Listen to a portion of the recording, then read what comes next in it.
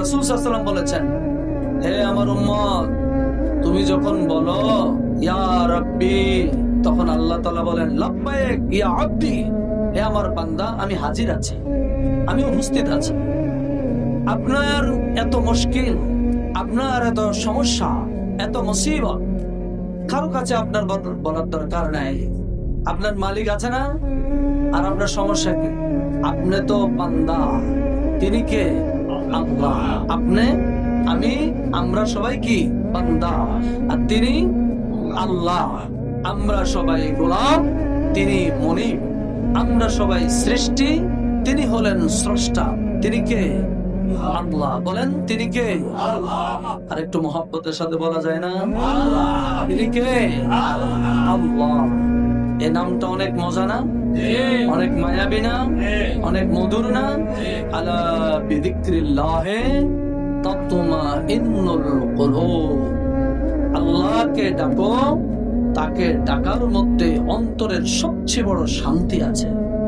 মুমিনের অন্তরে আল্লাহ তাআলা আসমান থেকে সাকিনা নাজিল করবেন। মুমিনের অন্তরে আপনি বলতেছেন আপনি অশান্তিতে আছেন, আল্লাহ তাআলা বলেন আমি তোমাকে সাকিনা নাজিল করব, শান্তি দিব। আল্লাহ তাআলা বলেন আমি তোমাকে শান্তি দিব। আপনার দিকে আল্লাহ তাআলা দেখেন যে বান্দা সে আমাকে ডাকবে, আমার কাছে বলবে, আমি শুনবো। আপনি যখন গুনাহ করেছেন, অপরাধ করেছেন, তিনি চান বান্দা গুনাহ করার পর আমার কাছে এসে আত্মসমর্পণ করো, সে সারেন্ডার করো, অপরাধ স্বীকার করো। আপনি ভুল করেছেন, আমরা ভুল করেছি, আমাদের মালিক তো একজন আছে নাকি? বালা মান আসলামা ওয়াজহাহু লিল্লাহি ওয়া হুয়া মুহসিন। তুমি অপরাধ করে সারেন্ডার করো, আমি আল্লাহ তাআলা আমার পরেজগার বান্দাদের খাতায় তোমার নাম লিখে দিব।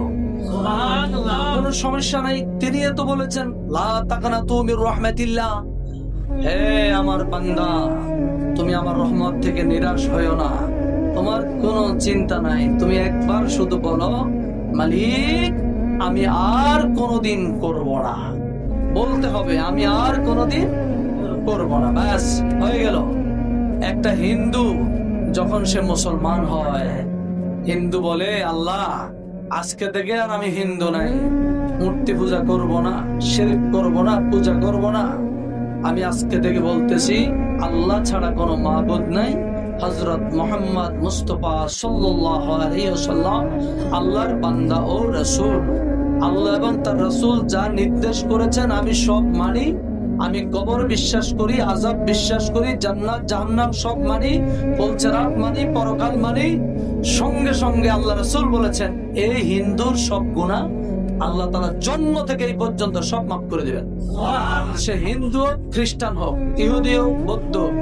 একটা অমুসলিম যদি সারেন্ডার করে এবং কালমা শরীফ পড়ে ঈমান আনে, তাকে যদি আল্লাহ তাআলা মাফ করতে পারেন। আর আপনি জন্ম হয়েছেন মুসলমান হয়ে, মুসলমানের ঘরে, আপনি অন্যায় করেছেন কিন্তু আবার নেকও তো করেছেন, আপনি নামাজ অন্তত কম আর বেশি পড়ছেন, তো আল্লাহ তাআলাকে সেজদা তো করছেন, আপনি আল্লাহ বলে ডেকেছেন, তো তাহলে একটা হিন্দুকে যদি তিনি মাফ করতে পারেন, একটা খ্রিস্টান ও মুসলিমকে যদি মাফ করতে পারেন, আপনি তো তার প্রিয় বান্দা, আপনাকে কি তিনি ক্ষমা করবেন না? তাহলে আপনি কোথায় যাচ্ছেন? আপনার শান্তির জন্য কোন দিকে আপনি ঘুরছেন? কোথায় যাচ্ছেন? এত দিকে আপনার যাওয়ার দরকার নাই।